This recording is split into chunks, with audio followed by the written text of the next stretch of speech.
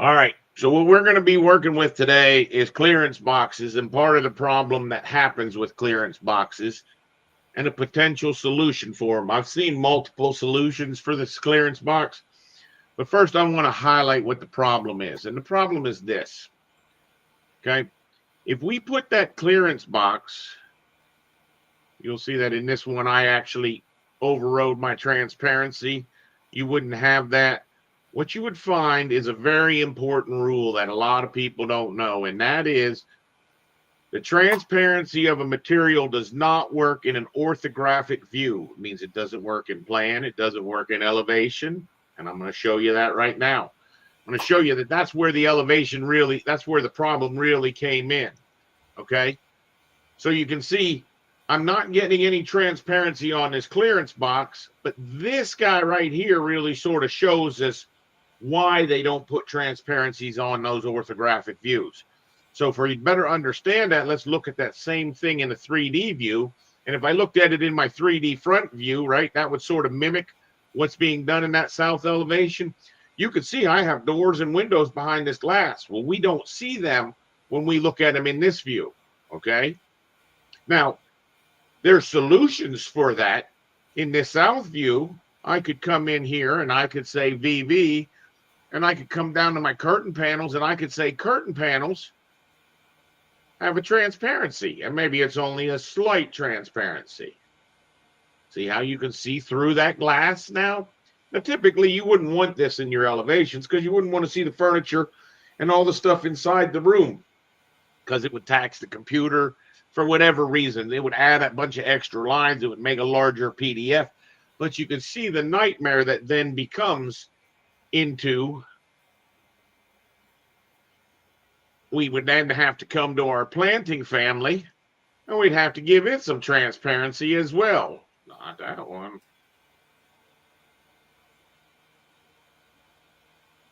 In order for us to be able to see through it, even though in 3D it was already doing that. Now, that's fine when those categories are of their own, but this clearance box, we can't make all of our equipment be transparent. I'll try to show you what we're actually after was this one and this one. Okay. See, what we want is these clearance boxes. If we end up making the mechanical in the plan view go to that, what ends up happening is all of this object goes to that. This whole object, and you end up going VV, and you come down here to mechanical equipment and you give it this transparency. Granted, we wouldn't be doing this in a 3D view. We'd be doing this in a plan view, but you see how all of it goes transparent. And that's not what you're really trying to do. Okay. So what we're going to discuss is how are we going to make this family here, and how are we going to make this family a little bit more universal, because right now the problem is the vendors are adding this to their families, and the vendors are adding it in all different ways. Now, one of the things that we'd like to be able to do, right? We'd like to be able to say, oh, you know what? When that was created, that piece of mechanical equipment, it was created on this train clearance. I can go give that a visibility. Oh, I don't think so. Can't add transparency to subcategories. So we're now trapped at Autodesk's mercy. So what we're going to do is we're going to try to actually create this clearance box so that it can work in a family. Okay. So to do that, I'm going to go ahead and get out of that project. I'm actually going to close all these. I'm going to start from scratch, and I'm going to make a new generic model. Oh, not here. New family. I want to make a new generic model. Now, I'll be honest. I think I really need to make this family right here. And that is a family that has these four reference planes added to it, because this is a very common task that I need to do. Okay. And then you probably watched me do this multiple times. This gets named front, take the name and put it in the name category so it becomes a front. We're going to do that for all of them. So this becomes the back. And this is all decided. You know, for a long time, I couldn't decide which is the front, which is the back. This is all decided by the orientation of the view cube, and I will show you that in just 1 minute. So this guy becomes the right side.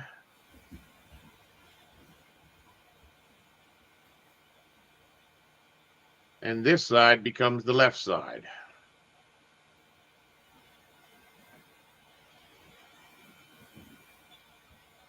Okay. So now I'm going to window tile so that I've got my plan view, my front view.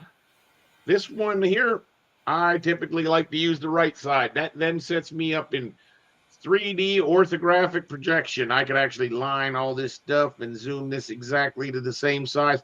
What you'd see is we're now projecting that thing. Since we don't have any objects, we don't have anything in the 3D quite yet. Okay, so now this is where I'm going to sort of show that when you copy things from one family to another, you have to be extra careful because it will actually take the parameters and potentially even the formulas with it. I don't want to commit to that right this second because I think we're going to find that some of it takes and some of it doesn't.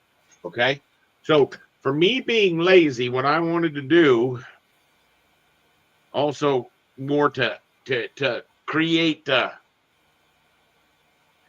create the concept of standards, I'm going to use this train clearance. Now I'm going to go into my 3D view before I drag this train clearance onto my Revit. That'll cause it to open up in that view. Okay. And this is where I'm saying they didn't quite have these reference planes the way I want, but what I really want to do, all right, if I go to 3D and look at that 3D view, I want to take this object and I want to copy it into my model and I want to see what happens. Control C. I'm going to come over here and I'm going to say Control V. And you're going to see, what did it do? Well, in the 3D view, look, it brought that material. Okay. Now, you'll notice it didn't bring any parameters with it. The next object we bring is going to bring some parameters. So this is the place where the only thing I don't know. So manage object styles. You'll notice that this brought, oh, look at that. Look at that. It didn't bring the clearance. Here's a bug. See this subcategory? See how it says train clearance? Yeah. It didn't make a train clearance. Yeah.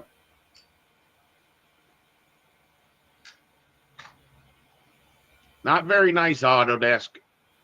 I have a feeling as we get deep into writing these families, you're going to have to understand we're going to uncover something. Autodesk hasn't done their job, okay? They have not done their job when it comes to families. I've been saying that for a long time, and I believe that's why people struggle a lot with actually making families. So we would see object styles. You know, what we could do is we could probably pick this guy. See this word clearance? Because I'm actually going to get rid. Look at how train clearance isn't even listed under there. That's nasty. But I was able to copy it to a clipboard so that I could go manage. What I actually want to do is I want to create a new subcategory called clearance. Okay. Now, by all means, you could play with this guy a little bit. I'm actually going to make him orange. I want to make him be a hidden line. What you're going to see is when I take this guy, and he can't be on train clearance, but look, there's clearance now available. Now, why would it be gray? Is it the phase? I'm teasing. It's solid. It's visible. I don't know. I don't know.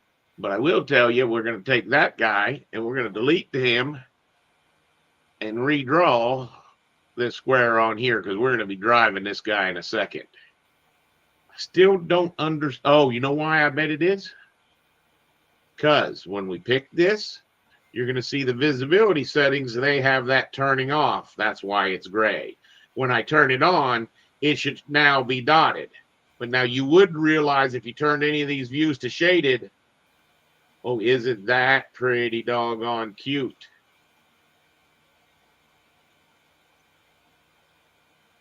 And it lost the material, okay?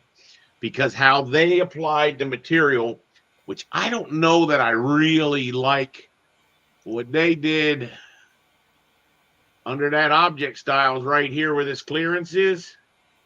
They came in here and they had probably train clearance. PQR, it was just here. Isn't that funny? Well, maybe here. Yep, that was it. All right. So they didn't name it train clearance. They just named it clearance. This is not typically how I do this. So I'm going to go ahead and make a decent material. I'm going to copy that. I like to use the rendered appearance. That way, when you're going into Triform or into Twinmotion or Deluxe or other, I think even the Autodesk Cloud Computing, if you do this, you'll get much better results in how this object looks. So right here, what we can see, this is where we're going to get the color. And just so we don't get confused, I don't typically like to use red. I like to use orange. Okay, most people use red. And then right here, we're going to add a transparency. And we're going to take this and make this pretty doggone transparent. Okay, now we're going to see that there it is, orange and transparent. Well, notice here, it's no transparency. You can't have transparencies in these views. See? Okay, but we will end up solving that. So next thing I like to do is I want to attach how high this thing is going to be. Now, I like to be able to put those stretch handles on it, so that I can stretch it and lock it to a reference plane. So what you can do is you would typically come in here and you could say your extrusion end is actually going to be the height. Okay. If I do that, I will not have the ability to stretch that object. And I'm going to show you what I mean in a minute. Now, the way you get that ability to stretch that object is you come in here and you put in a reference plane. Okay. When you put in that reference plane, let's get realistic. Let's stay with what we do. We're going to name it top. We're going to copy it from here, and we're going to paste it to here. Okay? Now, some people would say you take this guy and drag him up and hit that. That's not my recommendation. What you want to do is you want to dimension from that reference plane to there, and then you make this guy be equal to the height. And now what happens is if I adjust my height,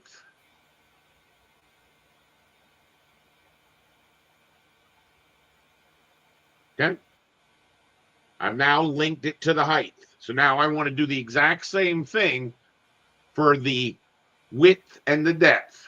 So here I would call this my width, and I would call this one my depth. Now, I don't really have a real need to do this, but I'm going to leave these center reference planes on here just in case theoretically you wanted to dimension to the center of this clearance box. I don't think that would ever happen, but I don't think it's going to do any harm. All right. So now what happens is we have the ability, we only have one parameter, the height. What we want to do is we want to add this guy. Now, I said that the view cube was where everything was decided. You see here, see this front view on the cube? What I'm saying is that's the width of my object, and this is the depth of my object. So you're going to find that most of my families are going to be width, depth, and height. Okay? Sometimes we get that confused and we make that length, but for the most part, I'm going to try to obey those rules for most of my new family. So at this point, what we do is make these into parameters. Pick on the dimension, go to here, type in width, say okay, go to here, and that's where you know the depth. See, if you're looking at the front of the object, what would you say this dimension of that piece of equipment is? The depth of the ice maker, the depth of the microwave. It's, to me, that's the depth more than the length. Okay. So now we've made something that we should have 3 parameters for. We can make this 2 by 4 by 3. Oh, I want a 2 by 3 height. And the width, we're going to make, the depth, we're going to make 4. And the width, we're going to make 2. I just want this thing to be a little bit long. Okay. So now we've got what we're hoping to use as a family for clearance boxes. Now, it's pretty interesting what they had in theirs. They had this little guy right here. See that? See right there, this little train clearance? Now watch, when I copy him and I bring him into here,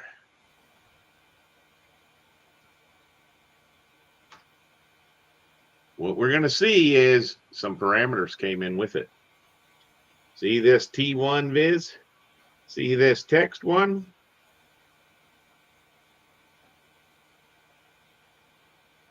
Are you gonna Are you gonna modify those? I am. I'm going to call this clearance notes. Okay. I'm going to rename this guy to be text label.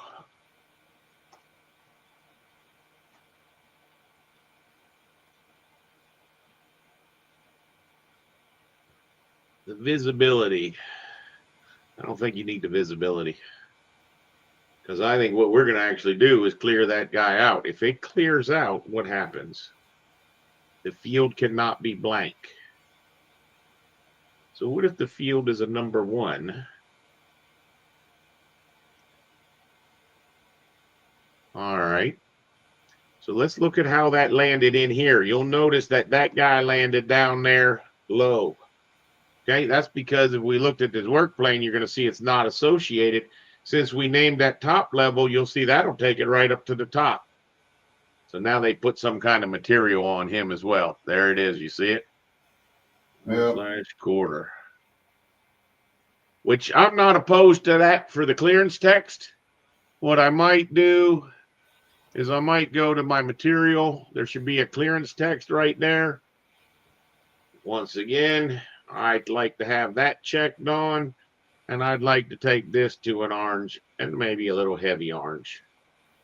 Is it possible for that clearance text to read the family name? So that, oh no, you wouldn't want it to read that family name. You'd want it to read the other family name. So that it would say VAV or rooftop. Yep, nope. We're going to be able to do that. We will be able to do that. That's why we're doing what we did. Okay. You'll notice that it was still red because it had that copied train clearance through. But we'll notice that even though it's bringing that subcategory, it's not allowing that subcategory to be added to the list. So that's the first danger of copying from another family, is you've got to realize if someone's put this on a subcategory for a good reason, that subcategory will not copy over. Okay? It'll show up, but won't allow you to use it. Well, it's sort of like, it looks like it actually uses it. I don't know what it would happen if you pushed it into the project. In all honesty, I don't know what would happen if you pushed it into the project. Now, my thinking is, let's see. So this guy's here. Here's his clearance text. Okay. Now, if we make a new family or a new parameter for that text, you're going to find that it's going to make,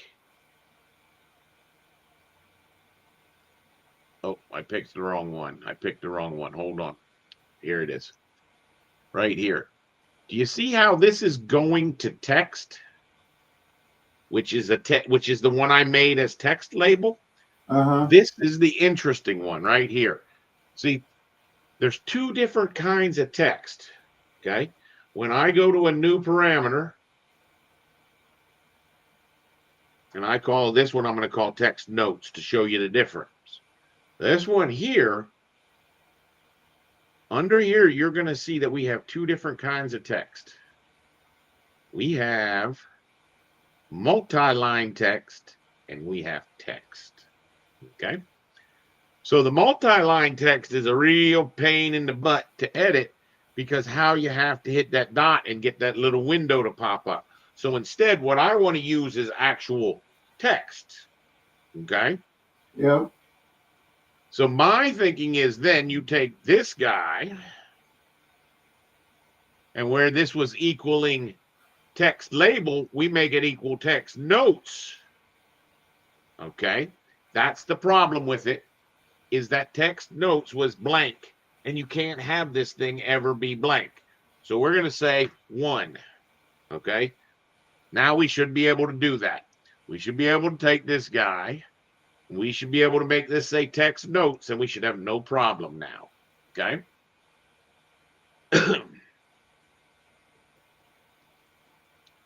We may want to put a safety spot in it.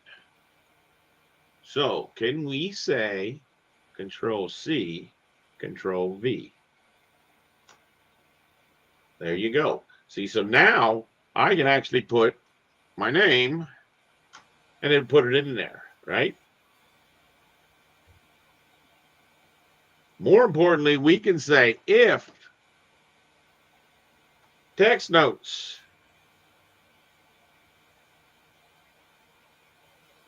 is greater than 0. Okay. So if there's a value, we're going to say use the text notes, Control C, Control V. And if there's not, we just put a comma in for the if there's not. I'm going to just put a 2 number signs in that thing. Okay. Oh, it thought the 2 number signs was a valid thing. Oh, I know why, because I didn't put the quotes around it.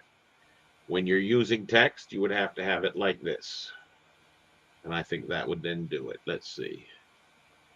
If text notes is greater than 0, then it equals text notes. If not, how about we just put a number 1 in there? Improper use.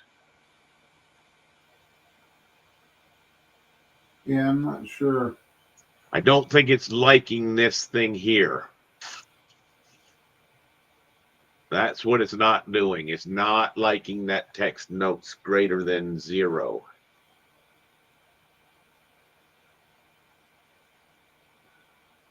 I don't know if I can. And that just means it has a value, whether it's a number or a letter. Right. All I was trying to do was prevent this from happening.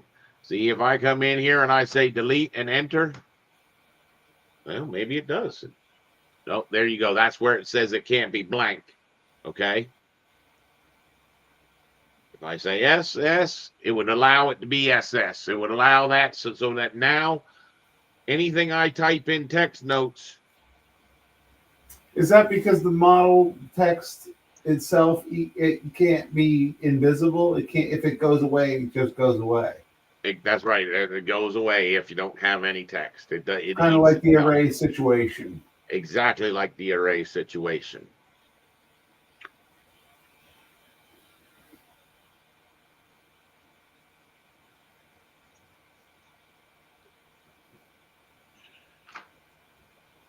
So let's do a visibility real quick. If we were going to make text visibility, and this is just going to be a yes, no guy. So this we could say if Control V is greater than 0, enter. And that's what it doesn't like.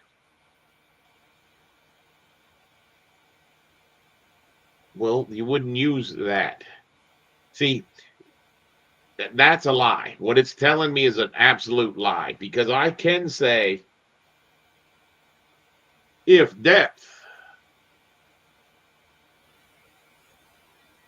is greater than, oh, no, you can't. Oh, I know what it is. I know what it is. Okay.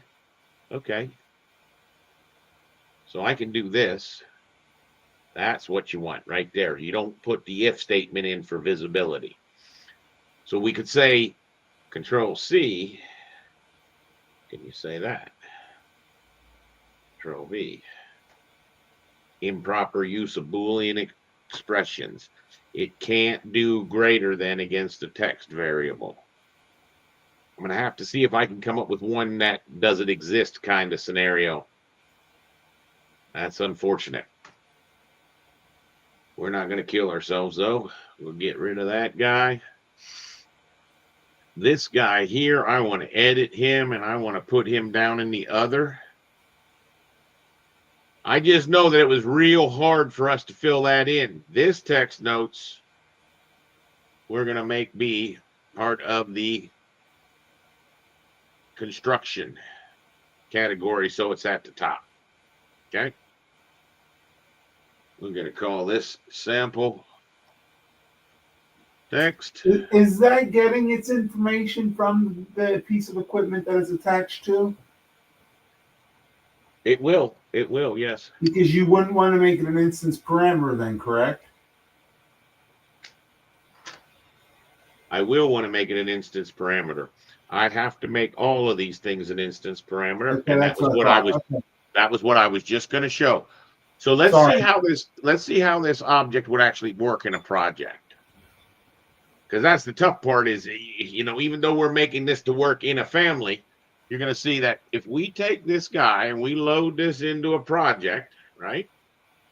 Now, first thing I don't like is it's placing it by its center point of that box, and we're going to fix that in 1 second. Now, if we come here in construction, you see how we don't see construction. Why do we not see construction? Because it's an instance parameter, as Eric was just talking right there. We don't get to see any of those parameters, number one. Number two, I want to be able to pick on this guy and stretch him to the size I need. Okay? So to do that, we're going to come in. This is the use of type parameters versus instance parameters. So I'm going to be making all of these guys instance parameters, and you're going to see the difference of the effect.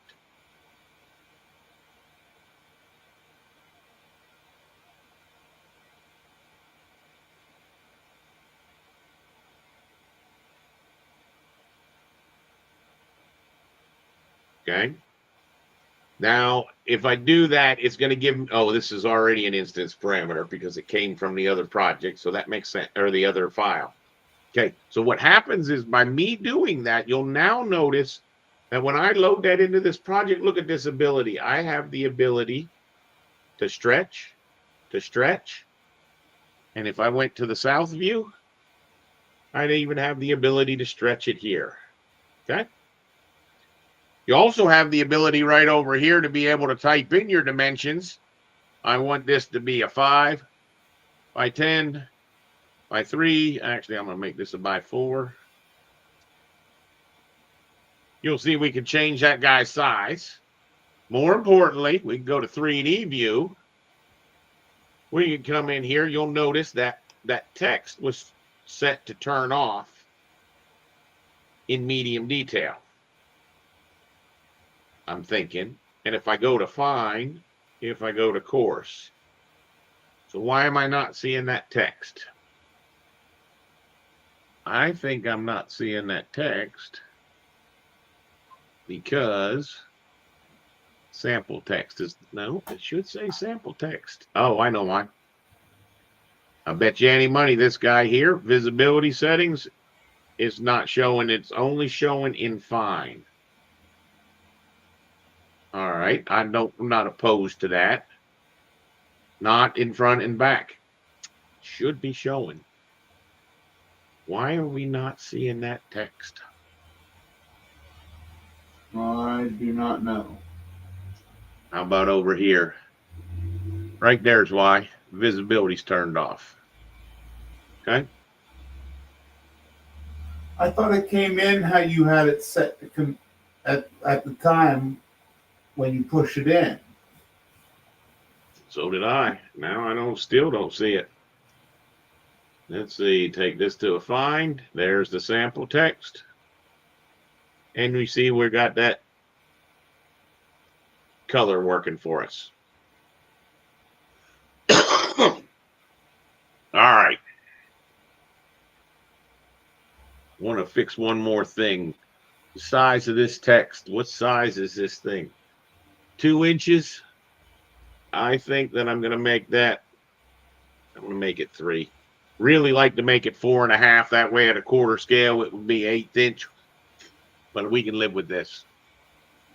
You'll see that should take place. Now, I still don't understand why that's not showing up.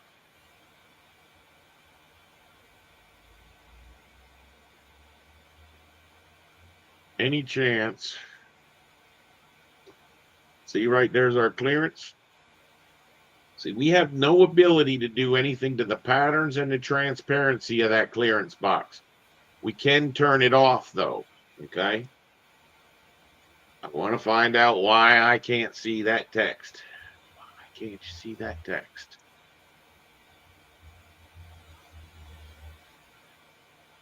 Right there. This checkbox right there. I would bet that's because this cut plane's not high enough. If this guy goes to 5 foot, if it goes to 1 foot.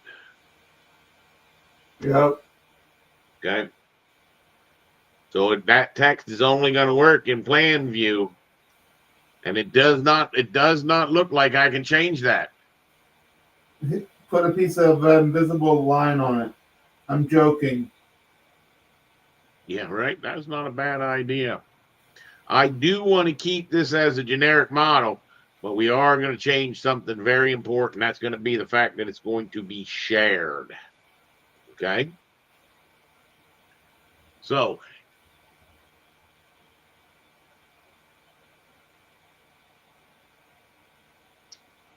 if we pick on this box just to test it, DD, you'll see it'll make that DD. So it will do it. We'll put the label on it. Now, the last thing that we wanted to do was I showed you whenever I was placing this guy that it was being placed by its center point. What I want to do is I want to place it by this point right back here at this end. Okay? So I'm just going to turn this guy into defines origin. When I did that, the checkbox that was on here was taken off. Now you're going to find that when you do that move, the object you already had placed is going to move. But now whenever I place a new one, it's going to look sort of like that. Okay? So my theory is instead of putting those extrusions in your family, this family here is what we want to actually create. Okay? And right now he's family 1. So I'm going to go ahead and I'm going to save as family. Clearance. It's exactly what I wanted to name it. I'm just going to call it Clearance B. Then I'll rename it. So, if we have it, where did it save that bugger ass file? Save as family. In the new folder. You weren't paying attention to the folder? I wasn't paying attention to the folder. I need to put it in our new library we're going to be making, which is called Go Rogue Family Creations. That's where I want it to be. Clearance box. Now we're going to try to go fix this in that other family. Okay? So to do that, we're going to go to our other copy of Revit, right? I'm going to go ahead and close that guy. And this guy. Just so I'm not confused, I'm going to take this transparency off for mechanical equipment. All right. So what we want to do is we want to fix this guy right here. Okay. Now, here's the problem with the clearance box. If you draw a piece of duct,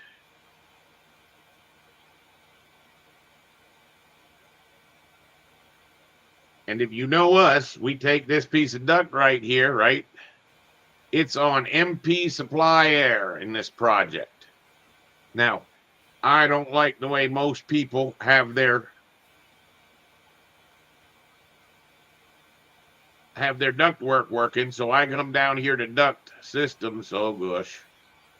All right, so when it's all clunky like this, what I like to do is browser organization. I take my checkbox for all. Then I'm going to go here and I'm going to say collapse all. And then I'm going to go look at the families. And what I'm looking for is my duct system. Right? And what we said it was this MP Supply Air.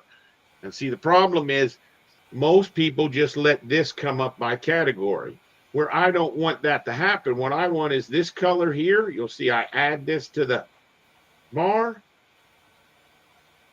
I like that color to, at least a version of that color to show up. So you'll see that I come in here and we're going to go ahead down to default. ABC. There it is, default.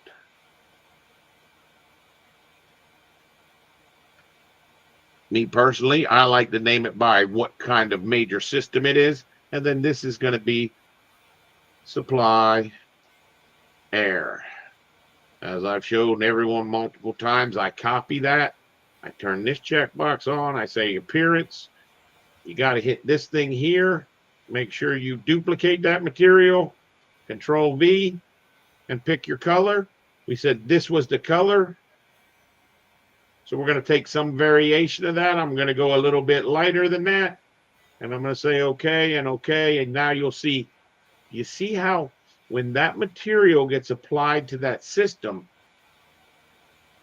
now your clearance boxes get messed up, okay?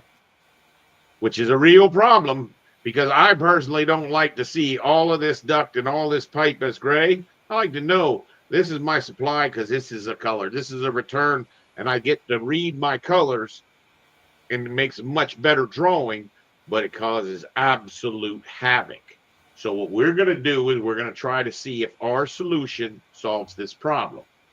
Okay? So this is their family, and this is where the problem came in the fact that they did extrusion. Oh, they actually did the families.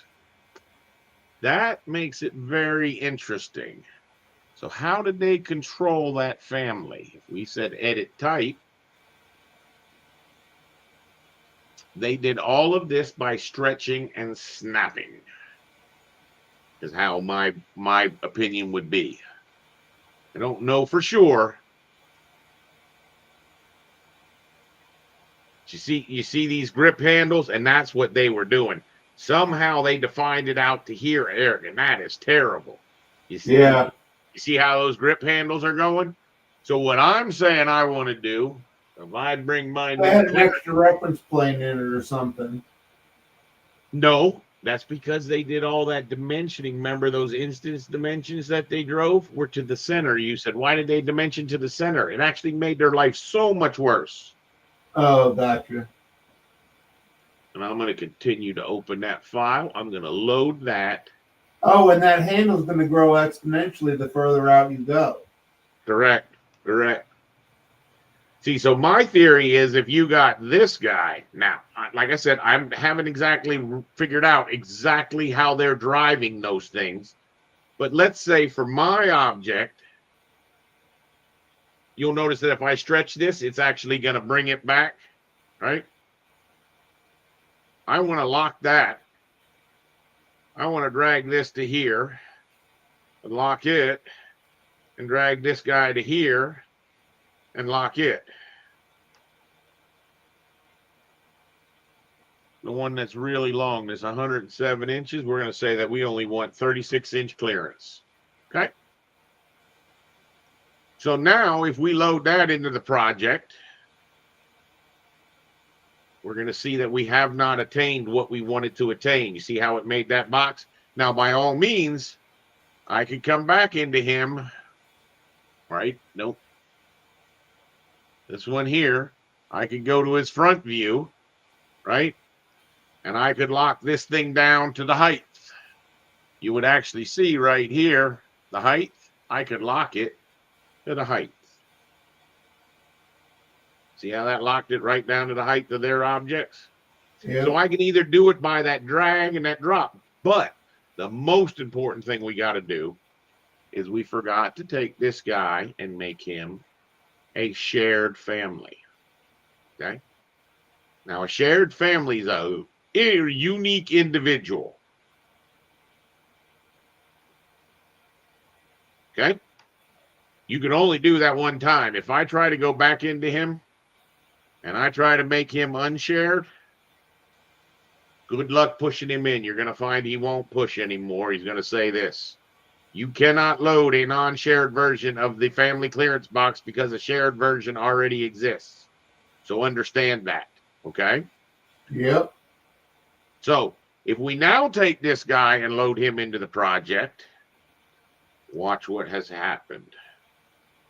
Hopefully. See the clearance box? Yep. The system material doesn't carry over to it. And this should be, the only reason we're not seeing the note is because we don't have fine on. You would see right there's your text. Now, I wouldn't have expected the text. Why did the text do that? If we go to fine, Didn't I hold its attachment to the reference plane? no, more than likely what's happening to it.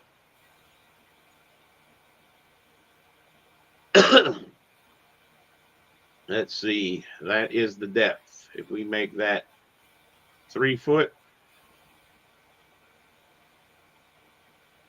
because this is anchored. Okay?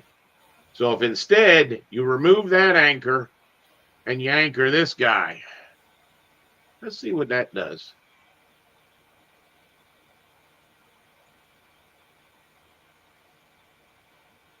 Oh, that's because I had changed this to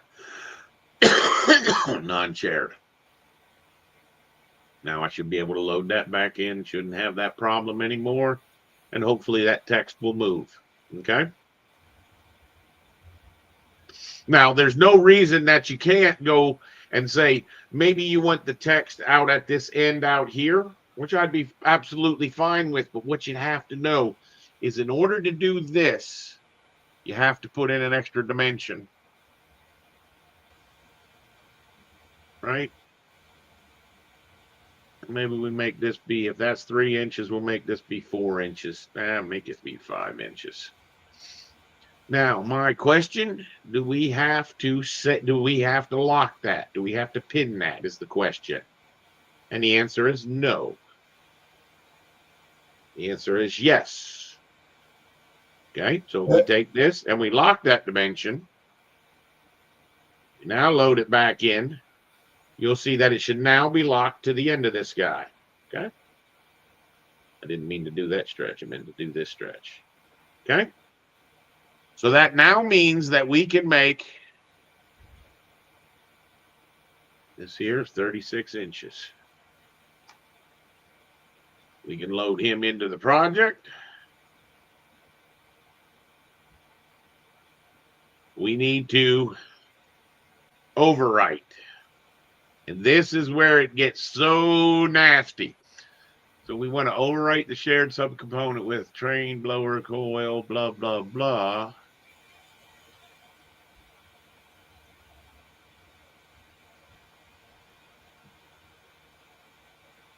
Those are both saying the exact same things. So we're going to overwrite with that. All right, now, what very few people know about that shared family is watch this trick. I can tab tab, tab, tab. Did you see that fourth tab?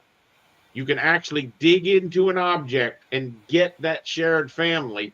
More importantly, I can actually go create similar, and it'll just be putting that shared family in there. Okay. Then I could take him and I can make him be whatever size I want. 1 by 2 by 3 with my name. So one of the benefits is you can now have a clearance box that you can put around any object that doesn't have to be built into that object. In other words, someone tells you we need clearance for this piece of kitchen equipment, and you don't want to go rewrite the kitchen equipment. You can actually write these clearance boxes in here. Okay. But remember, our biggest goal, and I don't know how many plans there are in this thing. Holy shoot. How many plans are there? There's several. So let's see which level this is drawn on. On the roof. So if I was to go to the roof plan, do we have a roof plan? There's a roof plan. That box is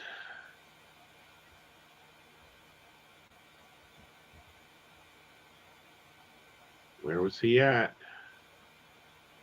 I don't see him. Let's see if we can find him right here.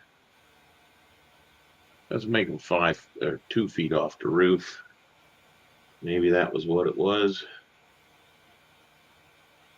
See, he's right there. He's right in this area right here. But remember, it could be mechanical equipment. There's a lot of things that could be turning him off right now. So actually, what I'm thinking I'm going to do, instead of trying to backtrack through a bad old job, is I'm actually going to take this family I'm practicing with. Oh, I'm going to copy that into a new project.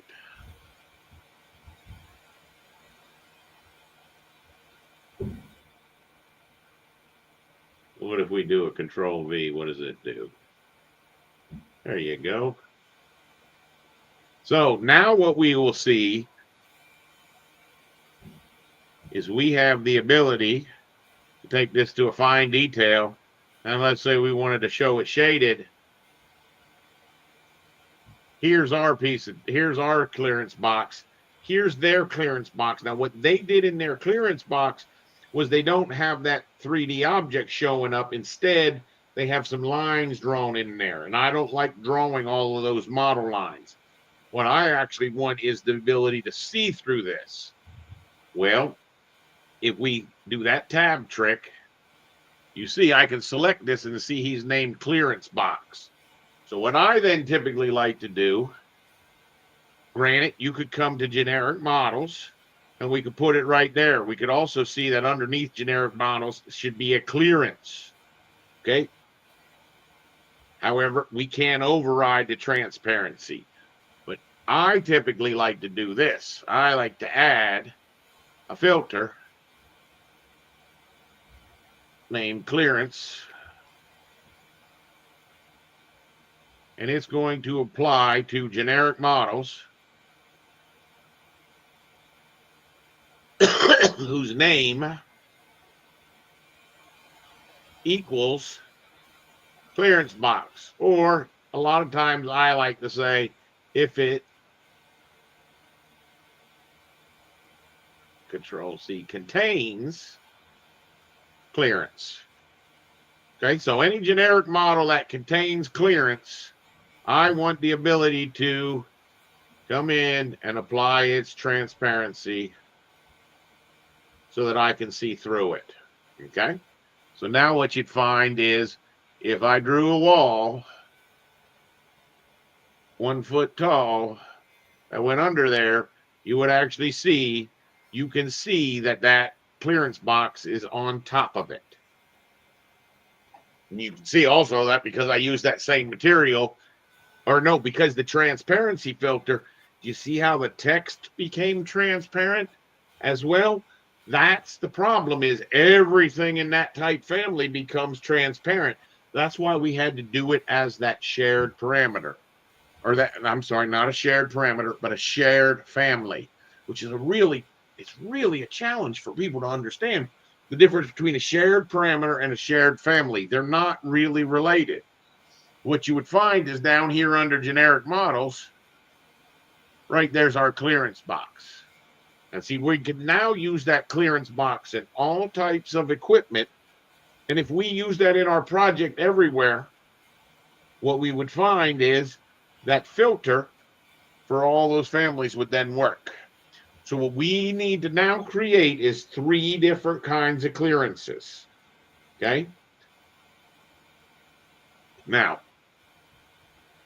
I'm debating whether or not,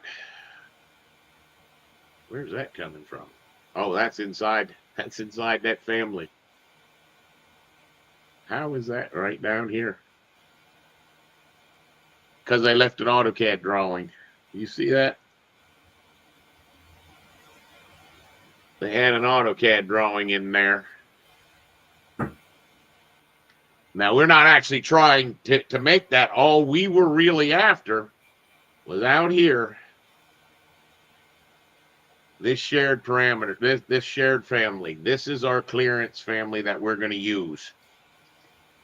And I'm curious, do you think we should really put the text in there? Or maybe what we could do, clearance box with text with note, right? And now if we did a save of him, good. We're going to have one with note.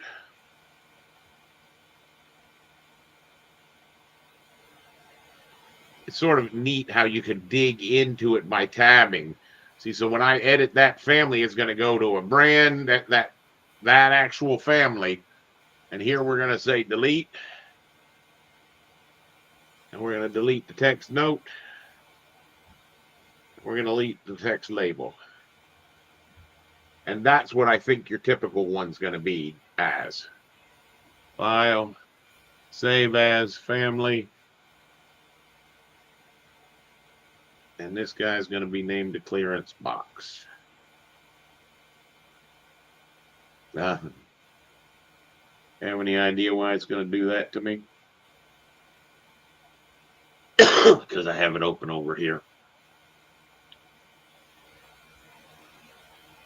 So this one, we could file, save as, family, clearance.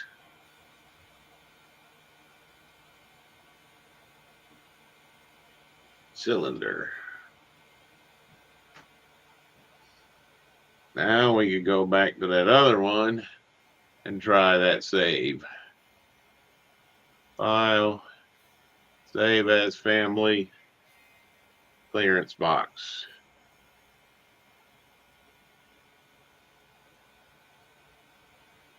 And that made it as 408. So the note is 464. Put 50 KB putting that note in there.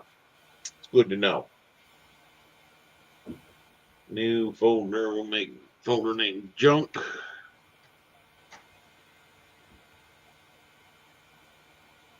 So Eric, would you mind opening up? Let's do it to the Blythewood VAVs. Would you mind opening up Blythewood?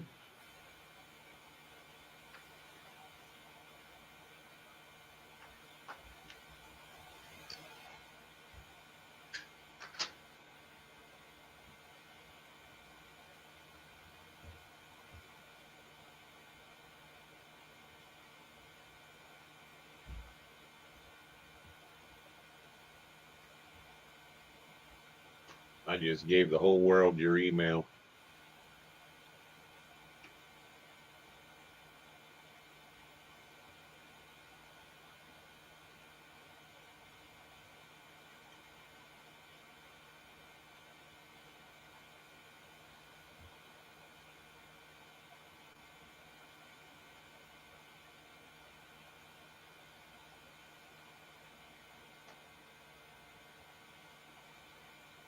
All right.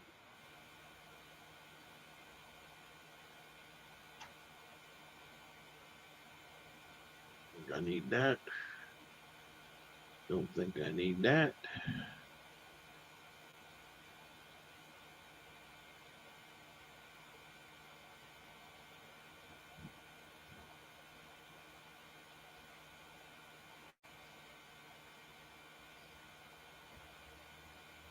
You have any luck? Eric?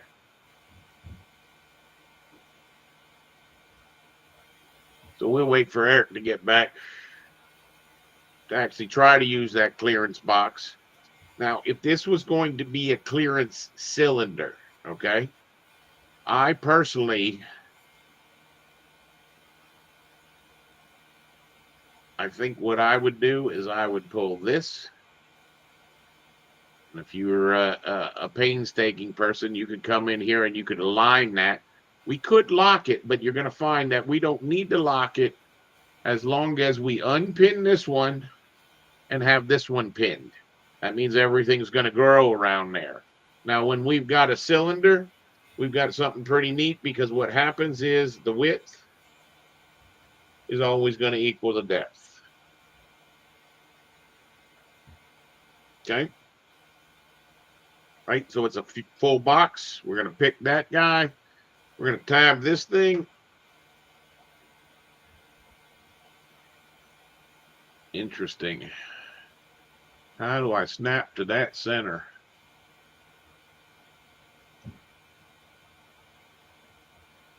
Now, personally, I would probably throw a diameter dimension on him and just make this diameter be the depth. And finish. So now what we have is a clearance cylinder. We just want to make sure that he's going to be a shared. And there aren't a whole lot of reasons that you need this clearance cylinder. I'm going to show you one potential one, and that is, let's see. So if we loaded this into the project, see how it's still got that insertion back there at the end? That's because this is labeled as the defines origin. We want this to be the define the origin. We load that back into the project. See, so now what happens is, this is a cylinder that I can actually stretch the size of the diameter. Or I can simply say the size of this diameter is 30 or 3 feet. Now, what could you do? You could make this an ADA. Now you could have your turnaround circle for your ADA purposes. Okay? We might want to make this be a little bit different height. Maybe you make it 6 feet or something like that, like a person. But you see what happens if we make it bigger than the higher than the cut plane. So we look at this level and we check out its cut plane. See how that cut plane is at 4 foot? That means if this height of this guy is 3'11", the ADA will show up in fine and medium. It'll be off, and in course, it would be, I thought it was on in course. Let's double check that. Visibility. Nope, it was just on in fine. Okay. What I did want is I do want this guy, his visibility, I don't want to show those clearances in medium mode. See, that way, if you were in your plan and you were fine, right? And this is we've got a bunch of walls. Trying to figure out where our turnaround path is, right? We got a door in here.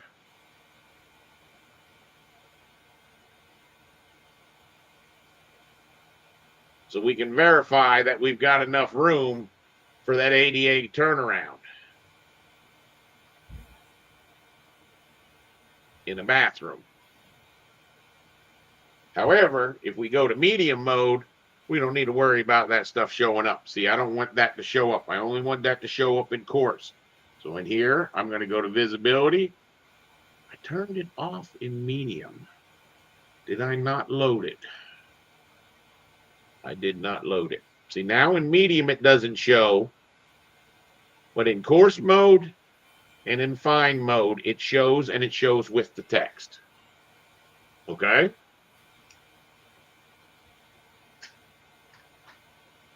Which is going to be sort of neat, because then what we can do is we can call that the coil access, or we can say what it is. We see how it says DD here. We might actually say coil access. So now we can actually tell someone what that clearance box is for. However, that would only show when they're in fine mode. If they were in coarse mode, it would just show the box. And if they're in medium mode, they're going to show none. So we're going to adjust those so that they show none, which I haven't done yet, but I will. So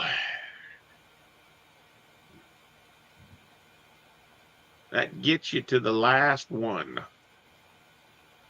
And the last one is going to be a clearance door. All right. Eric, you back? I'm guessing I lost him.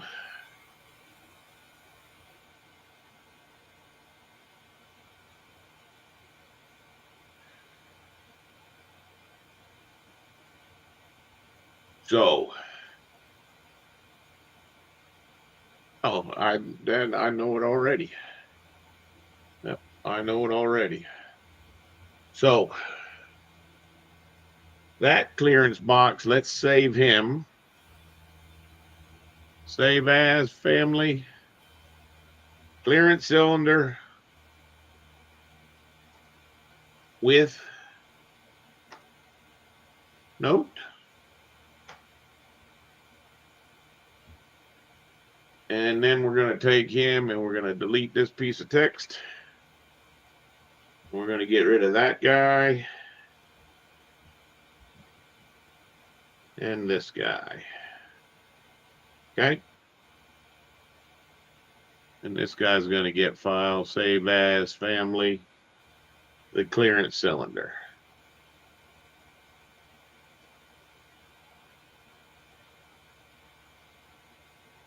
All right, beautiful. So now we've got the last type.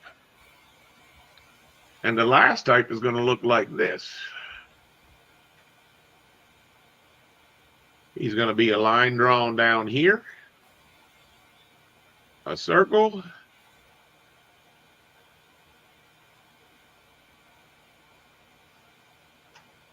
okay? And this is going to be to emulate a door swing. I needed one thing, and that is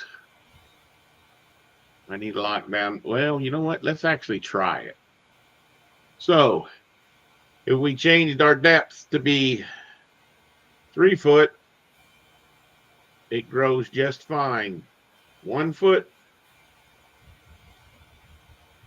5 foot.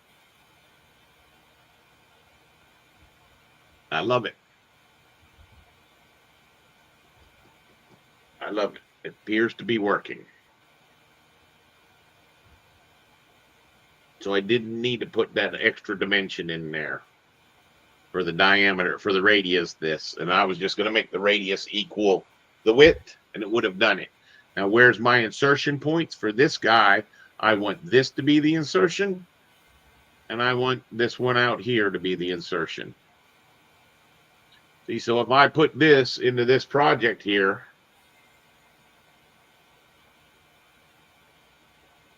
what did it do? Oh, I know. File, save as, family. This needs to be clearance door.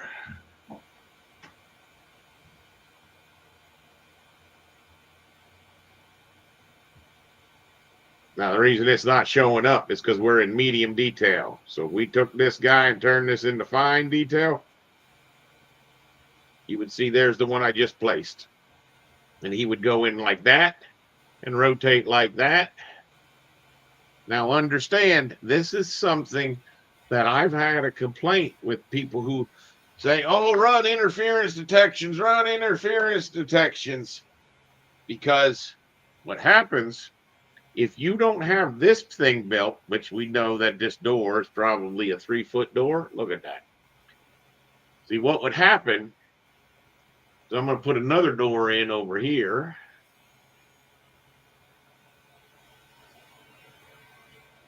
Right?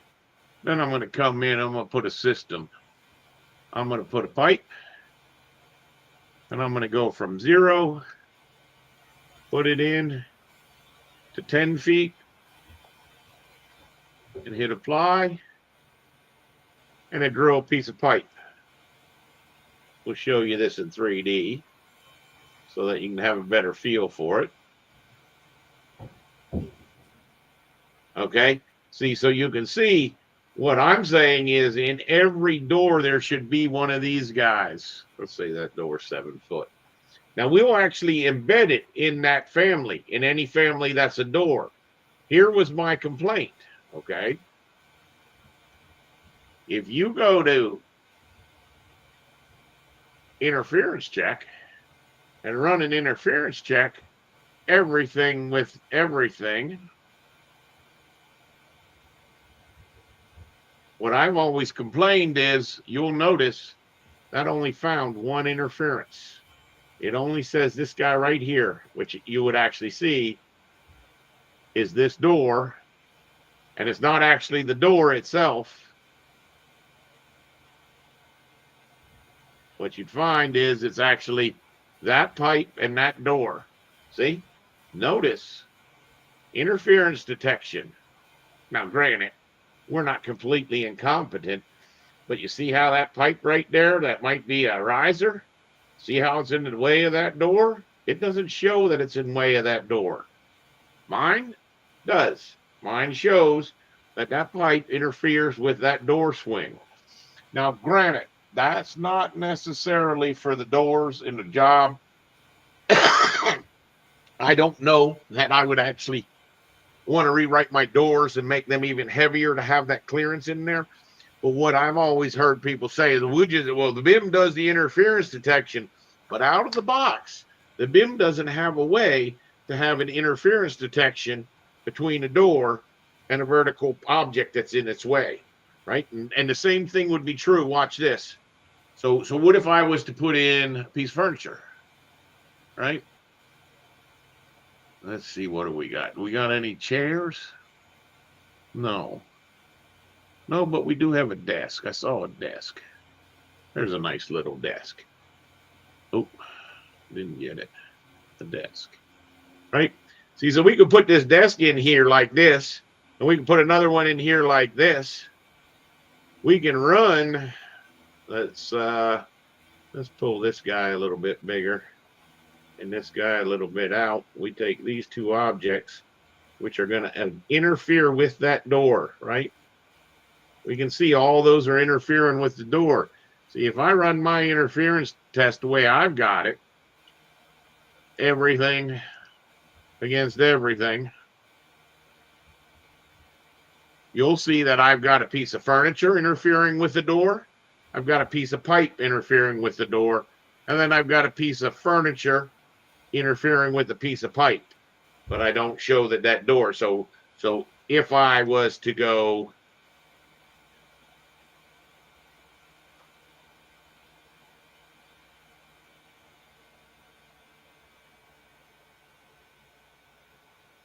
right, and then I recalculate, refresh, you'll see that interference went away.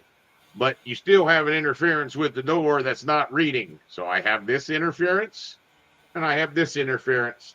But you see, I show no interference over here. So the moral to my story is, architects think it's so easy to run an interference detection. It's not something they typically think about. And the interference detection has to have an object that actually interfere with, which is why my recommendation was, let's see, how would be the easy? I guess I could just take these 4 walls and make them be 9 foot. so you could actually see into them. You see how us putting this object here in on doors is going to be beneficial to tell you, hey, you've got something in the way of a door swing. Now, my recommendation is this door swing should be occurring in a lot of places. Okay. It should occur on panel boxes that have a swinging door. So we make sure that there's nothing in its way. Now, typically, what they do is they put an actual 3-foot clearance because there's a requirement for a code requirement. So in that case, we might be using the 3-foot box. But I still think it's beneficial for people to be able to see in their family that indeed that door does swing. Remember, because we've only put that in fine, it doesn't cause a problem anywhere else. What was that? Oh, that's the pipe. Because pipes go to lines in medium if they're below a certain dimension. I believe if I make that 12 inches, 16 inches, 18 inches. Now let's go 2 feet. Nope. So that's pretty annoying. See, because in real world, if you're doing anything with ducts, what you would find if I used a round duct, right, and it's a 12-inch duct. See, so my question is, why does a 12-inch pipe not show up in medium mode, but a 12-inch duct does? And then you would find that if it's an 8-inch duct, I believe it goes to line. Nope. How about a 2-inch? Maybe I just never knew this. Yep. So it looks like ducts appear in coarse and or in medium and fine. Pipes appear only in fine. And that, I mean, there's some logic to that because typically what's going to happen is this pipe is going to typically be 2 inches. But if it was a 24-inch pipe, why the heck wouldn't it show up in the same mode with the duct? Now, I would think that coarse, notice how the duct went to line, the pipe went to line. That makes sense. I think the general reason they thought was ducts are usually bigger than pipes, so we'll show them in medium. All in all, that doesn't seem to make a whole heck of a lot of sense. So, Eric, you back? Bugger. All right.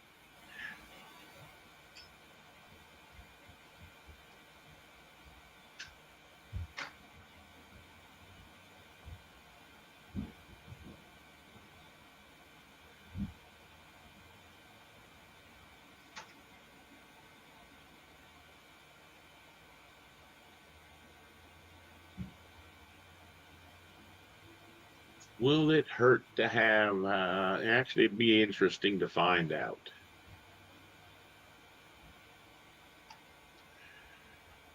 Because what I want to do next is this. Okay. We want to make these objects right here.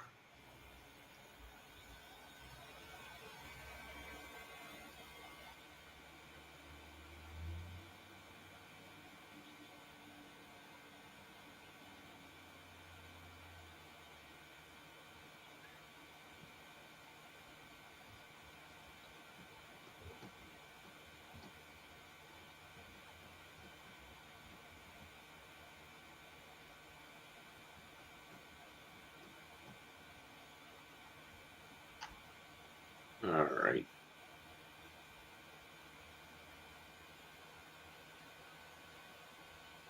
There is some legitimacy to these not being orange, but having some red. And the reason I would say that is the clearance box could get very easily confused with number 1.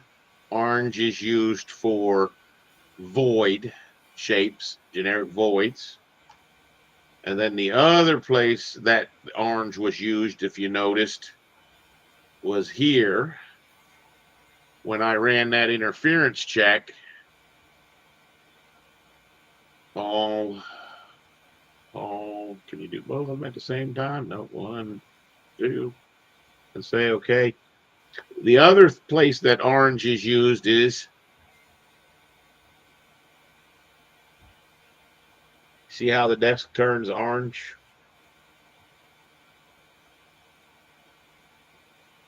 Well, so did the orange clearance box, but you just didn't see it.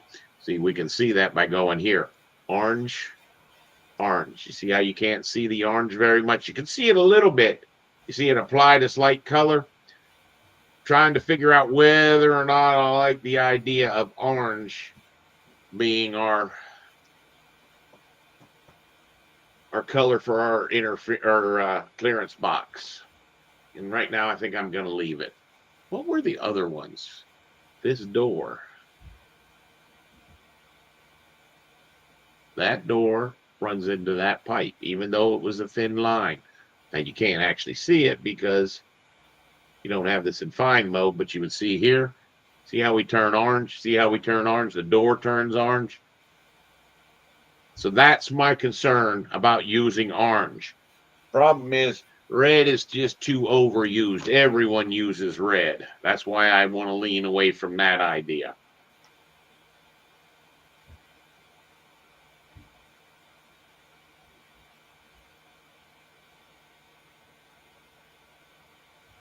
Yeah? You left me, didn't you?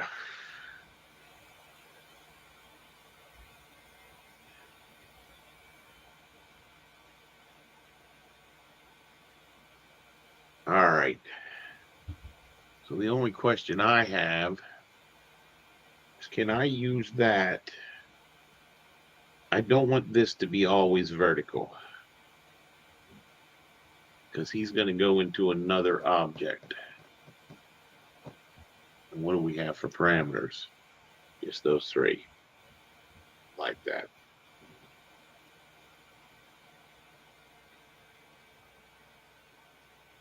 So, if we were to delete this,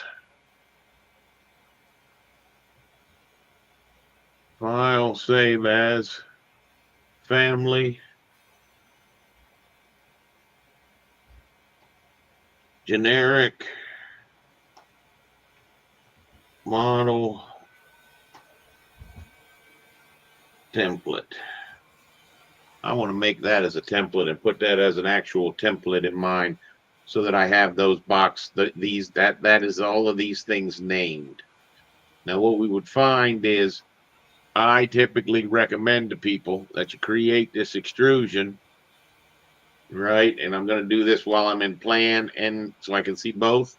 And you're going to see over here, I'm going to stretch this a little bit bigger than my object and a little bit below my object. And then what I'm going to do is I'm going to grab everything and everything in my top view. I'm going to go to my filters. I'm going to grab just my levels and my reference planes. And I'm going to right click while I'm over. You see how when I'm over one of those reference planes, and I can say maximize 3D extents, reset 3D extents, maximize 3D extents. Why is it going so far in this direction?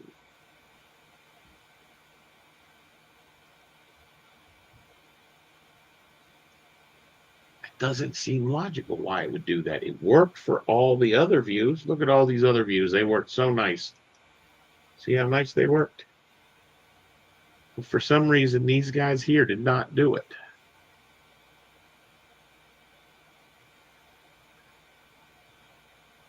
Why?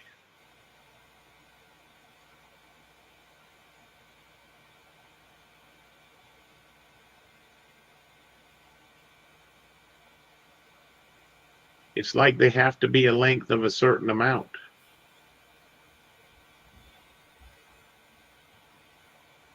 That is really bizarre. Especially when this guy was locked and he was able to do it as well. No, he didn't. No, he didn't either.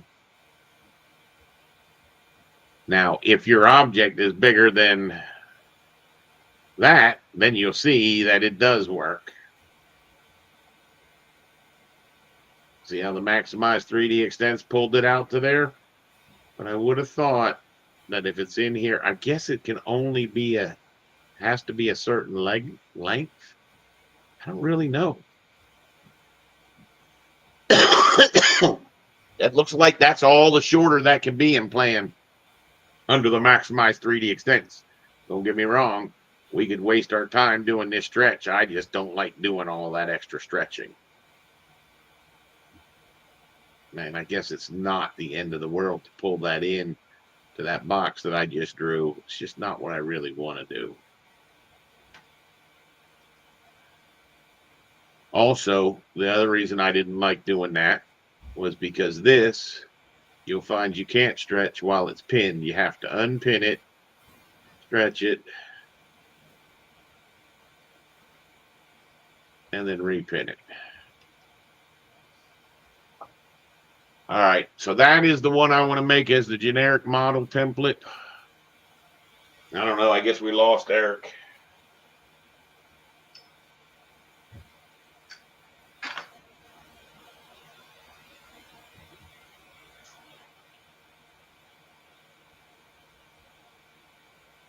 So I guess the last thing that I would do is manage materials. We don't need that. We don't need that. Can you select multiples? No.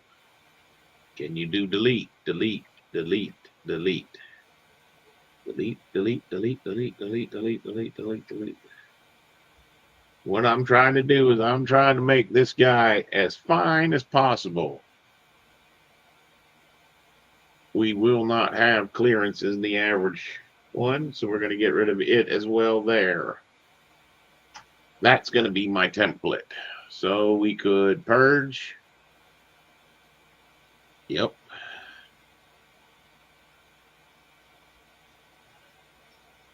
Run it one more time. File, save as family. We're going to keep it that generic model template, which was 352. I want to see if I had any effect on its size. And what you'd find is now it's only 308. So I got rid of 50 KB by getting rid of all that extra stuff.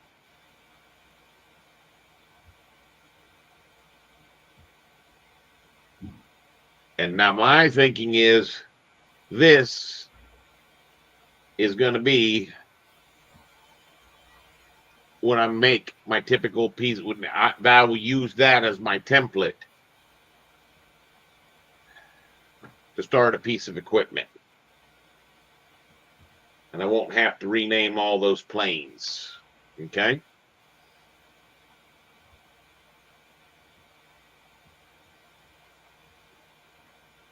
All right. So now, how many copies of Revit do I have open? I have this guy. Nope, don't want to mess with him. Let's actually make a brand new one.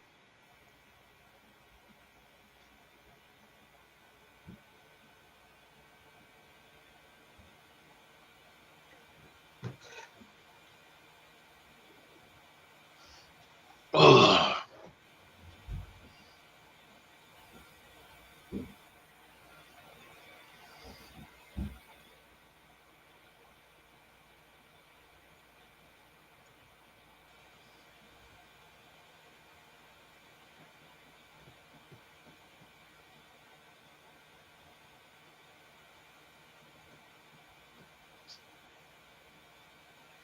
All right.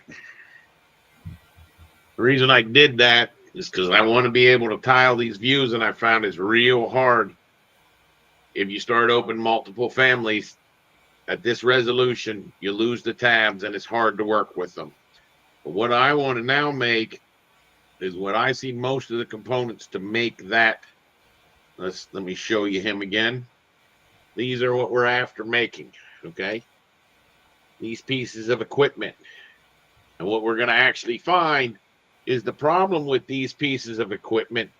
Someone did a really nice job and made them super parametric, but they are just an absolute nightmare. Look at all of these parameters they've added.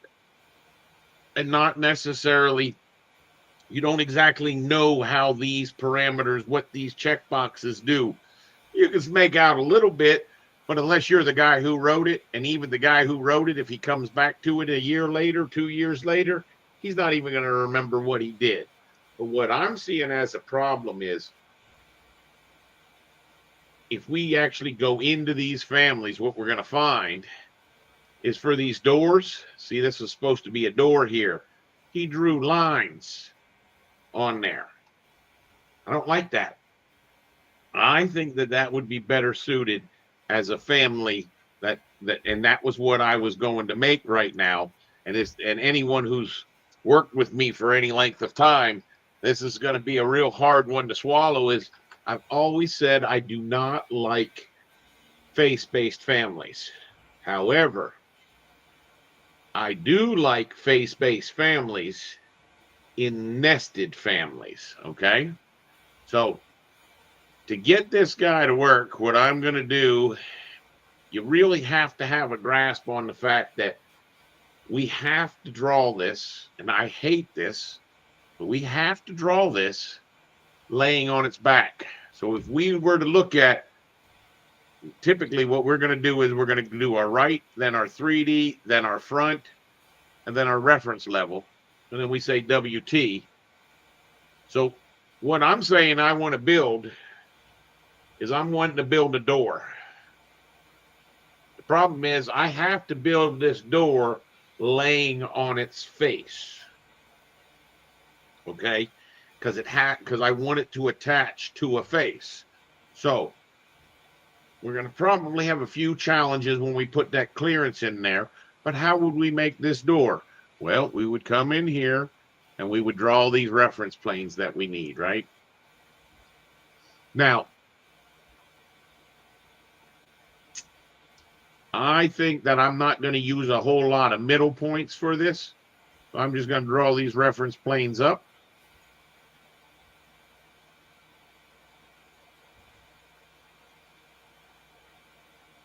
That would be true. This would be my right. Trying to think this out because I haven't ever really done this before.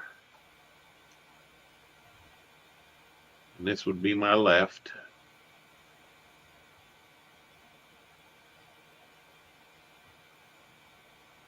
I'm going to stretch this up because I actually want the door to all be in that direction.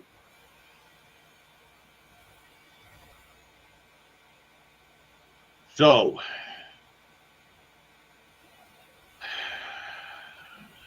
do we want a frame going around that thing?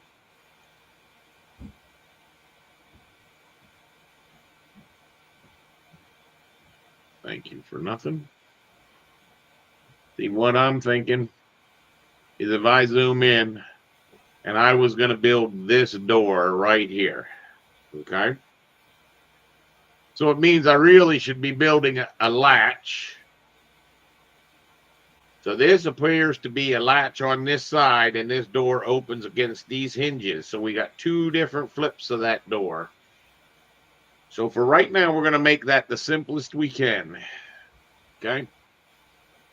We're going to say, create another reference plane. And this is where it gets so hard on how to name him. I would really want to name him Top, but he's going to be named Back.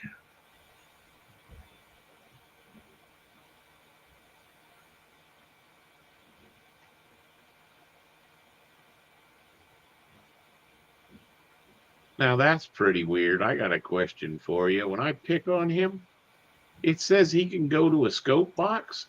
Can you actually even put a scope box in here? You can't even draw a scope box. So how could you attach it to a scope box? I don't know. All right. Not going to sweat it.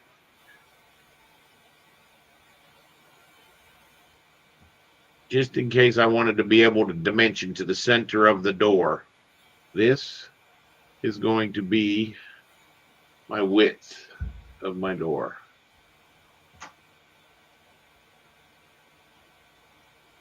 This is going to be the height of my door.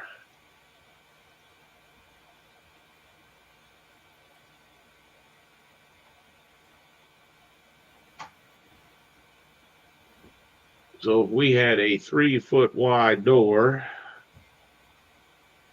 6 feet tall, it would grow. Cool. Now,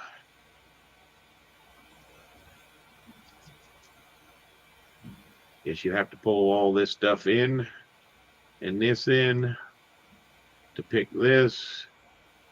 And then you could go like this. And down here, right click over the thing and say maximize 3D extents. And look at that. Sure enough, in certain directions, you can't make that happen. So in other words, the maximize 3D extents only works down to a certain length. Didn't realize that. But if we were to go ahead and create an extrusion,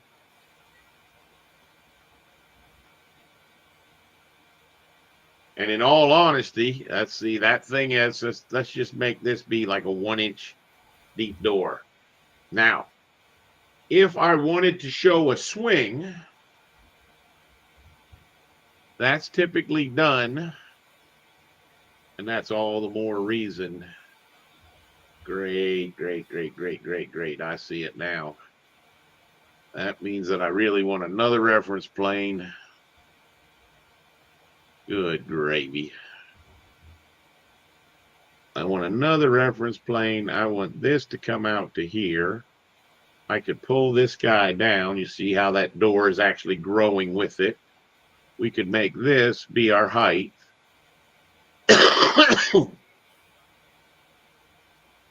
And I'm going to show you why I did this. I did all of this. Where's my equal?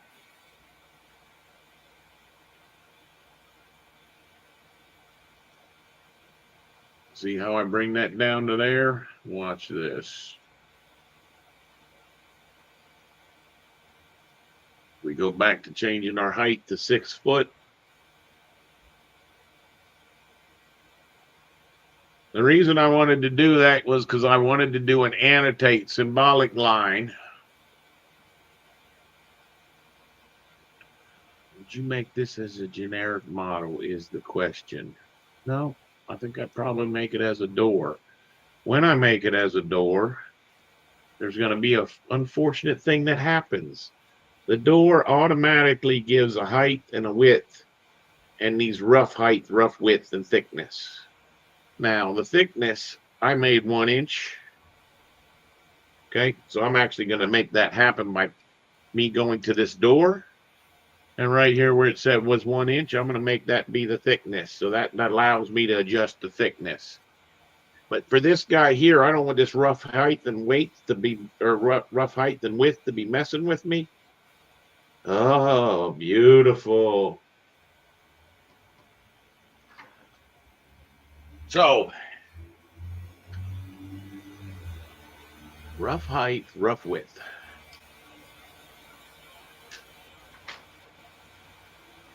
That's a little bit of a pain. But I do think this would be beneficial for these to actually be there. So, what if I wanted to make my rough height and my rough width an instance parameter, or better yet, I don't want them to be in the length parameter? You say can't be done. Very important trick here. You ready? What you have to do is you have to change this guy back to generic model. And this only works for half of the families. The other half of the families, the structural objects and stuff, and the planting, there's something crazy going on that Auto doesn't know, that they're creating a major gaping hole in what's going on. But watch. See, now we don't have that rough height and width anymore. So if we made a parameter called rough height, and we put that in the group of other, it's going to be a text, and it's going to go into other. And we'll do the exact same thing for the rough width.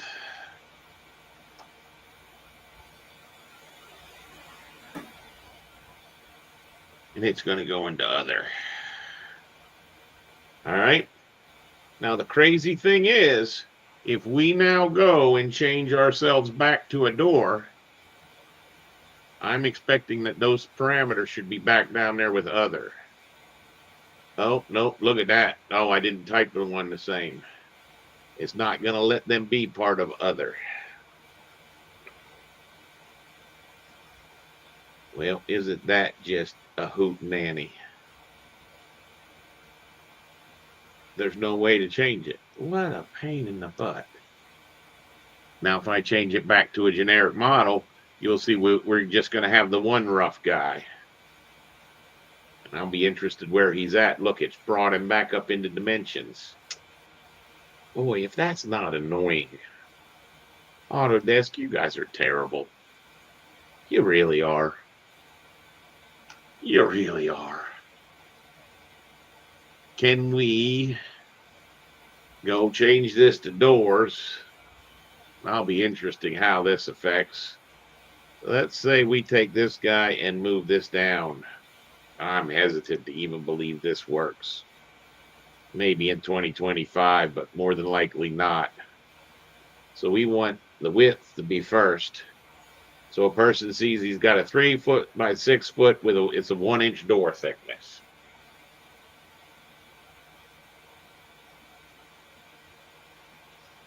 Now the reason I was changing it to door was you'll see that when we go to that annotate and that symbolic line, you'll see that we have the abilities.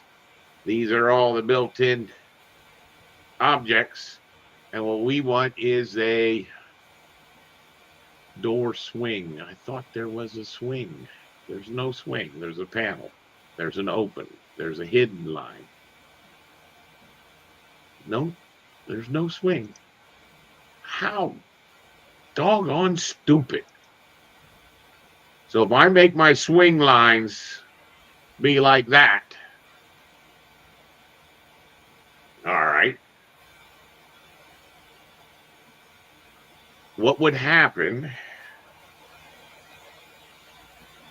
I need to save this guy. File, save as family.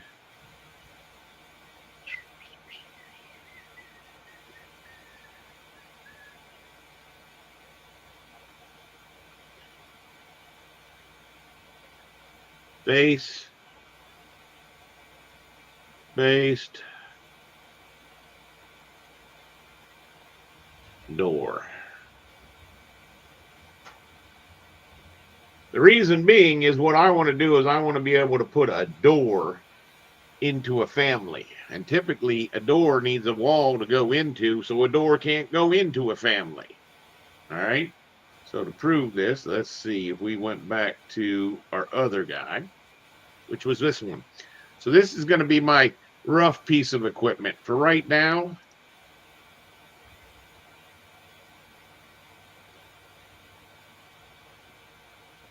I'm just going to make this thing be 6 foot by 5 foot by 5 foot.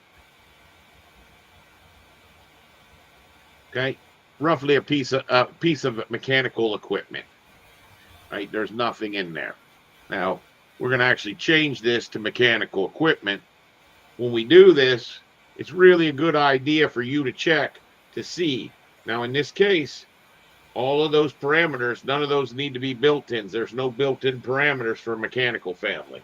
But depending on the category of family, you'll get parameters with the built-in. So, what I want to do is I want to make this extrusion, right? Finish, make this be the height. Voila. Now what I've got is I want to take that face-based door, and you'll see that I'm going to try to show you this on screen. I want to place that face-based door in here. Well, it's not going to let me. It's going to open it. It's going to tell me I have it open in another file. I'm going to go ahead and say continue to open, and then I'm going to load that guy into my generic model template, which is going to be my piece of equipment, right? And you would see I could put that door on my right side view. All right, so if I open up my 3D, you'll see there was that door. Okay, now the beautiful part to this is Now, I made all of those parameters. I made all of those parameters type parameters. So that means that right here's where I could change my door to only be in 4 foot tall, 2 foot, 2.5 feet wide. See, now I could put this door down here like this and lock him into place. And what I'm wanting to do is when that happens, I want to see that clearance box in my 3D, which way that door opens. All right. Looks like I also have another problem in this this view. It looks like when I changed the height, something got wacky. Let's see what happened. Height. Wow, at 4 foot. See what happens? That guy right there, he's not snapping there.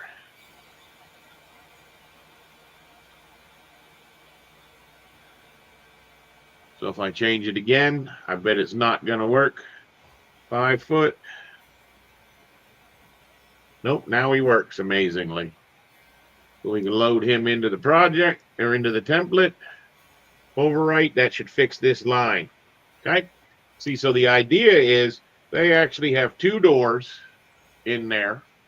And I'm saying if we just build a decent door, okay, now, just to prove, we're going to make the width of this a little bit different. We're going to make it 4 foot and make sure that those doors move with it. Because they were attached to the face, they had no problem moving with it. Now, this one here, the question's going to be whether we want to make this door should actually be named 2'6" by 5'0".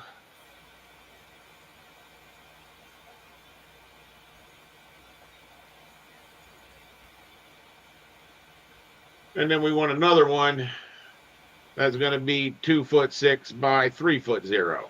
This is assuming there's 2 different height doors. This is where it might be beneficial to actually make that an instance parameter.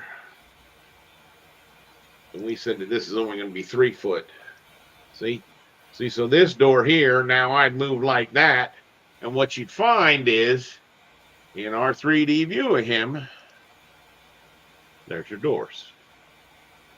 Okay, so my objective in doing all of this is saying, you see, we can just simply make these doors. By all means, you might want to look at it here, right? We got a door here and we got a door here. And then we'll notice on the opposite side, we got yet another door. And you see how it's trying to tell us it's got a hinged door? Now, a lot of people worry about all these little dots and all this other little crazy stuff. And you're missing the fact that nowhere are you showing someone that that door is going to swing into their face. So that's what we're trying to achieve. Okay? So, if we take our door swing that we made, clearance door, and we drop him in here. Of course, it's not going to let us drop him in there like I just told you. It opens it.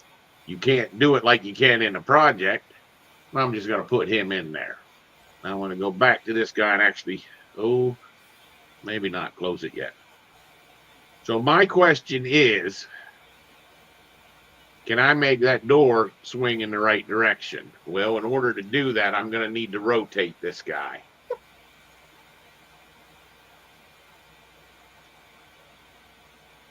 Which way am I going to need to rotate it? From the right view, I'm going to need to rotate this. And this is probably not going to work. I love it.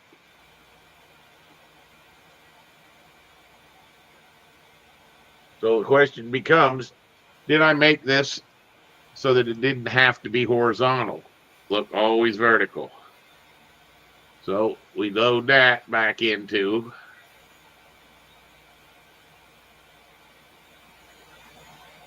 Now can you rotate it?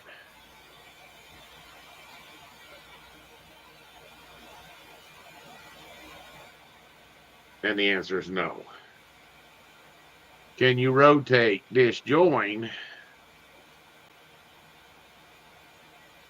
No.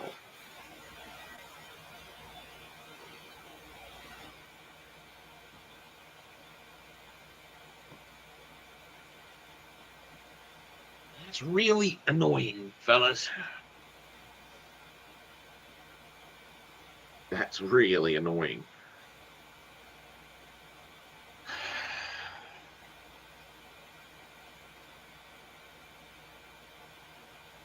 I guess I'd really like to rotate him. I'd also like to know why he doesn't stretch in the one direction.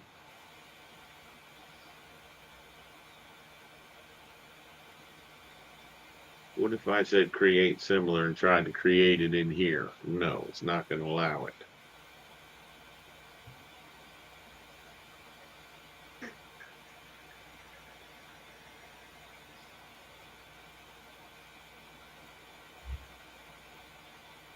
So, I guess what you could do is go to this guy's front view.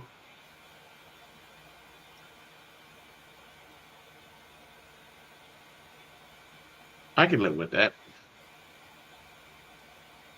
So, what we're going to do is we're going to do that extrusion differently.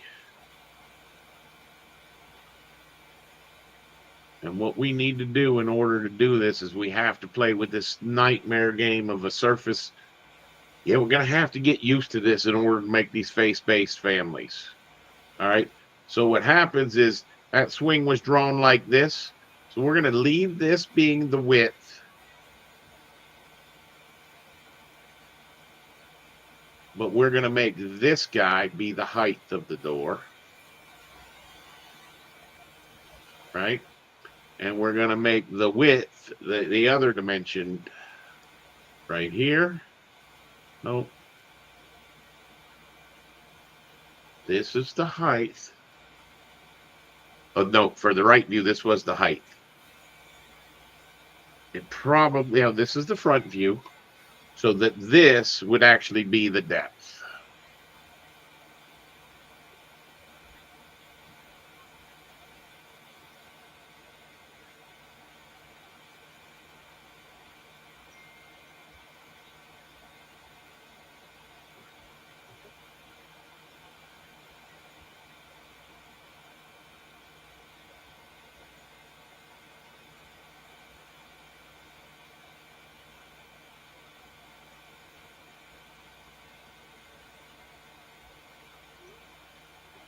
So that now means that in the front view, right, because the width equals the depth, what we would be doing is creating that extrusion that we had before, which was solid line, solid line, solid line, curved line, and snap. Okay? In order to make that work, you would see here, we would want to attach this guy to the front. Actually, we might do it to the back. Edit work plane, let's attach him to the back. Nope, to the front. Yep. And let's make this guy equal the height of the door.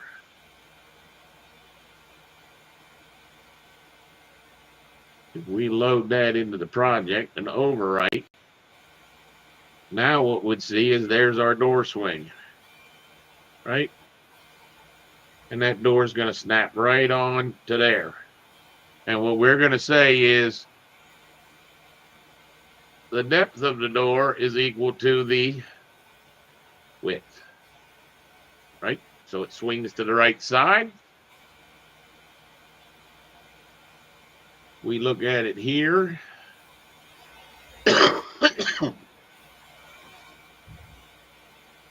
We can now stretch this to there, lock it, and make the height equal to the height of the door.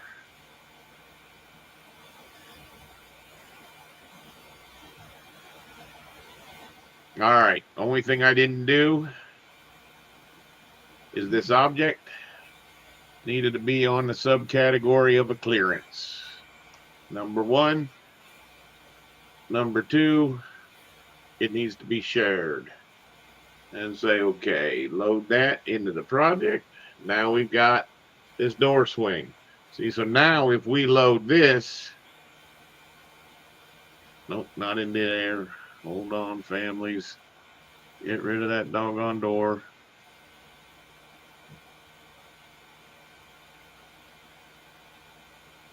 What's my generic model? Yep. Delete that one.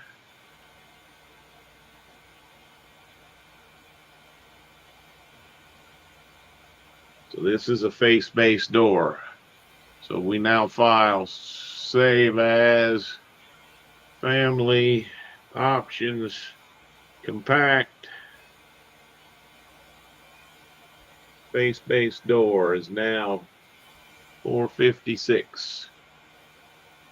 If we take that and go with our object, drag him in, is it going to let me drag him in? It's not going to. It's already created that thing. Nope, that was that. Let's go to here. Let's close all hiddens. Could be this one. Yep, that's the one. So I don't want that one. I want this new face-based door. This is annoying. This is really annoying.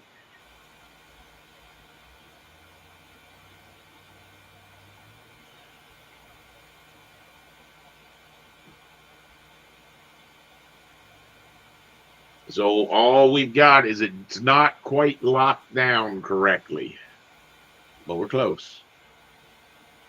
See, my thinking is, so why are they not stretching correctly? Is it because that door was a 6 inches? So if we go into that door,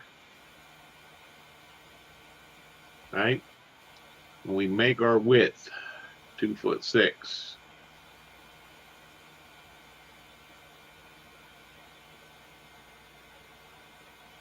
That's why, because it's joining there. So you could align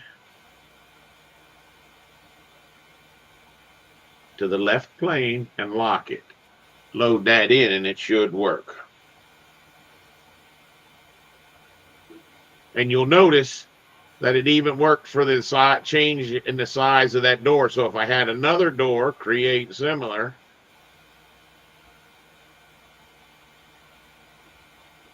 right?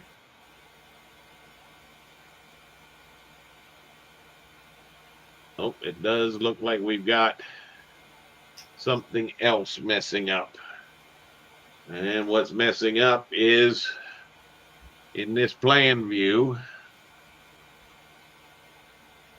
that guy didn't do its little magic lock.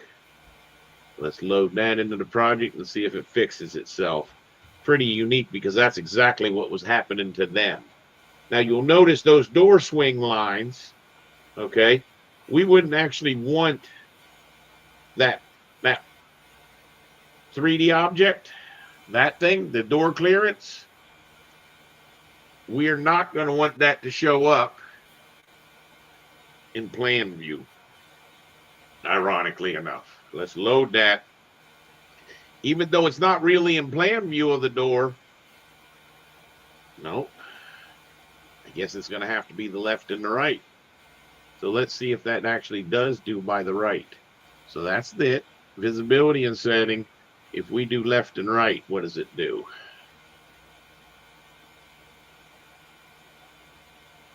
Notice how they went away here. So the question would then be in the front view. See how they're showing in the front view?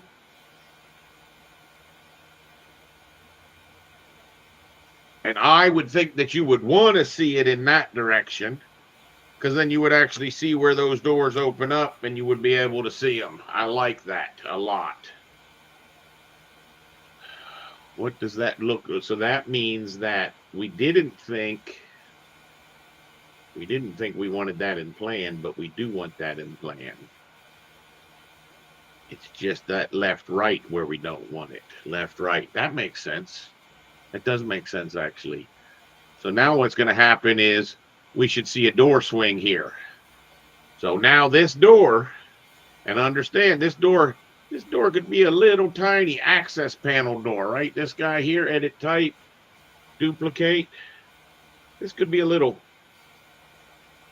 1.5 by 1. Oh, nope. You already got that 1.5. See how that can be a little tiny door on that side? And now we can start to see our mechanical equipment. If we use that family right there, we're going to have a much better effect for being able to see where the clearance is that we need to clear those doors. Okay?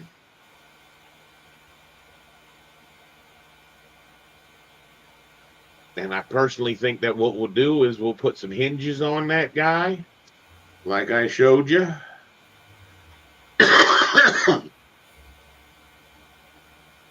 We could make these hinges appear. I don't know why you would have 3 hinges on this one and 4 hinges on that one, but hey, we could do it. What does it have? It has 3. So we could make it say if the maximum spacing is something, and we could try to array. We could play with a couple different things. But for right now, I want to sell the idea is that we should start showing these door swings where we need clearance to be able to access a piece of equipment. Okay? Now, I wouldn't have said that 2 years ago, but with what I just experienced in the last job, this was a tower, and they had to put window washing bollards for them to tie off for the window washers. And they happened to put a window washing bollard right here in the spot where the door swing was. It was actually, to be honest with you, right on the piece of equipment. So to me, I honestly believe that you should have something like that representing those clearances that you're going to need. Okay? Now, the neat thing is, with just a couple dimensions, we'll be able to take this guy and make him an 8-foot by 10-foot by 7-foot. And all it would take is us writing some simple parameters of how those doors are related to the height of the object. And we could make them all grow, and all you'll notice they stayed in plane, but they might need to be moved a little bit. Okay?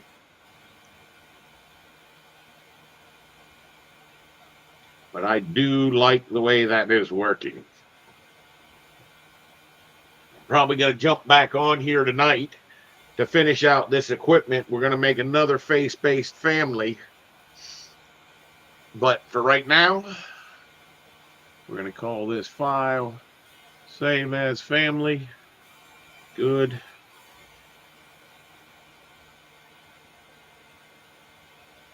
I'm going to call this a RTU, rooftop unit app. I'm not going to be lazy. Rooftop unit.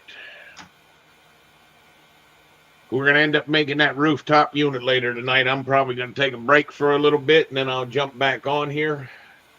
Eric never came back. He must have got pulled into something.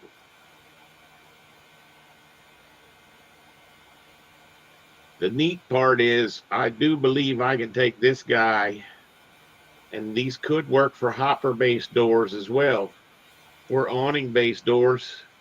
You know, if it's a fold-out tray like an ice maker or something like that. And you can see how the swing is actually working. It's actually working. Okay?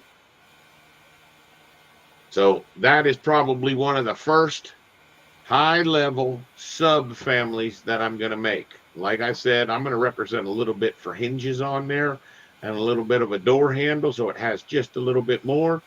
If we did anything correctly, oh, you know what we didn't do correctly? See, it should show in fine, but it shouldn't show in medium. We didn't do that step. Right here. This guy here, right?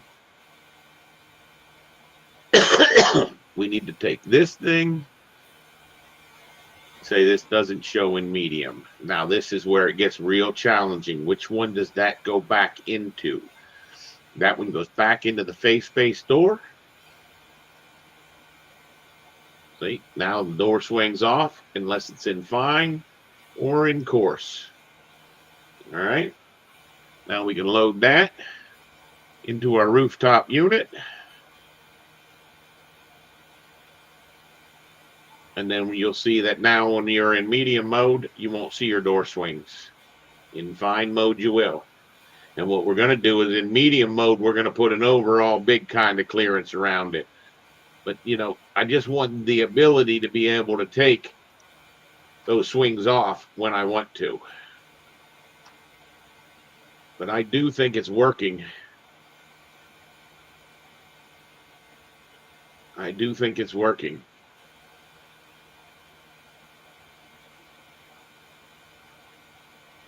What that's actually lining up. Oh, that's lining up to the center line. But we will see that the bottom, you see how it doesn't snap at the bottom? See how it snaps at the top? See how I'm getting that snap line? That's because this guy here, this thing here probably says it's a weak reference. Where what I should have really said was this should be the center, left, right. Control C. No. How's this work? This is the center, front, back. That's what it should be, center, front, back. This one should be the front. Control C, Control V. So out of the gate, they had that name drawn? That's pretty bad. So we load that back into here. Now you find we should be, you see how it now can snap like a Lego to the bottom to get those two alignments in, right? And then you might do something, I'm not saying that this is necessarily the case, but you could say from here to that center line. Remember I told you I wanted to be able to possibly dimension to that center line?